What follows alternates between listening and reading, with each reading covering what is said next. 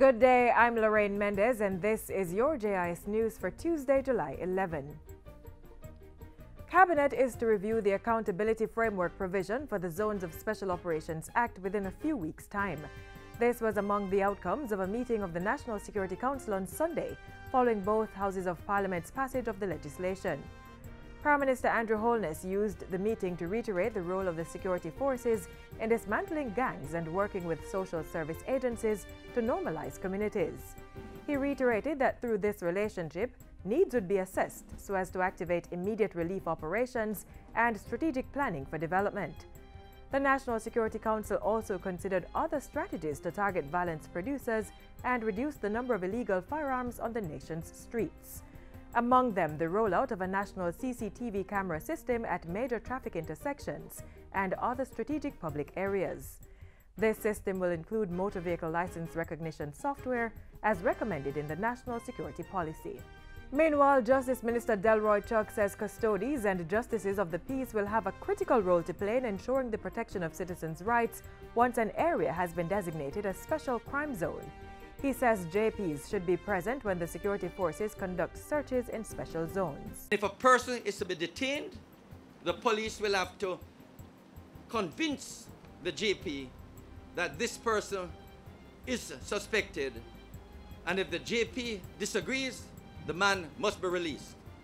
If the JP agrees, within 24 hours, that person must be taken before a parish judge so that the parish judge can decide whether or not to grant bail or to release that person. He adds that a mobile justice unit will be stationed in the zones to further guarantee the protection of citizens' rights and freedoms.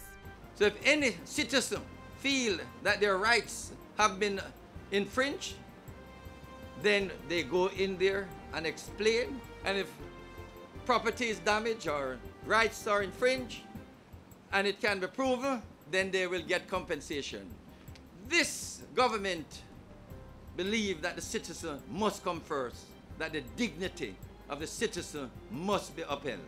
Under the Zones of Special Operations Act 2017, government is proposing to empower the Prime Minister to designate communities as special crime zones in order to increase security interventions and release social development assistance. The Ministry of Justice has opened the first of 14 justice centers to be established across the island. The first was constructed in St. Anne at a cost of $27 million through part funding from the Canadian High Commission and the European Union. The Justice Minister says the intention is to complete all 14 centers within 14 months to assist with the backlog of cases before the courts and to encourage mediation. We hope that citizens can come here to get advice, also to get direction as to where they can get legal services.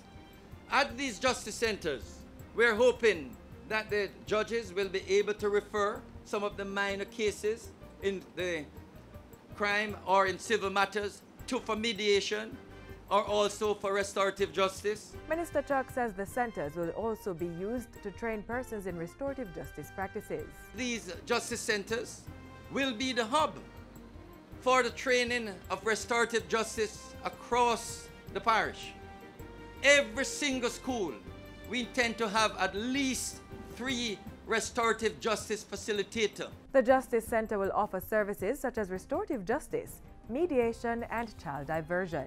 Repairs are being carried out on 2 dormitories at Twickenham Park to accommodate more recruits for the Jamaica Constabulary Force, the JCF. National Security Minister Robert Montego says 4 rooms are also being built at Harmon Barracks. So Harmon Barracks will now go up to 200, and we do 2 intakes per year. So Arnold will be able to do 400, and we're bringing Twickenham Park up to 450.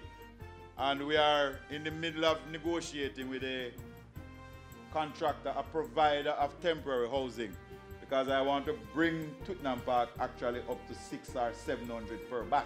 Minister Montego was speaking at a Manchester Chamber of Commerce meeting recently. He said a memorandum of understanding would be signed with another ministry to use its training facility for both accommodation and training of district constables.